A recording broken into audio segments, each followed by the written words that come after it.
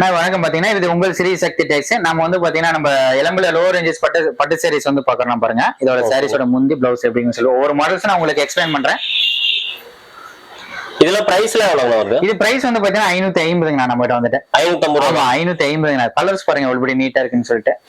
Okay பாருங்க எத்தனை சாரீஸ் இருக்கு எல்லாமே. நான் வந்து சாம்பிள்ஸ்க்காக நான் நிறைய காட்டுறேன். பேக்ரவுண்ட் பாத்தீங்கன்னா பாருங்க யூனிஃபார்ம்ஸ் வந்து பாத்தீங்கன்னா 100, 150, 200 வரைக்கும் நம்ம ரெடி பண்ணி வச்சிருக்கோம் வந்துட்டு.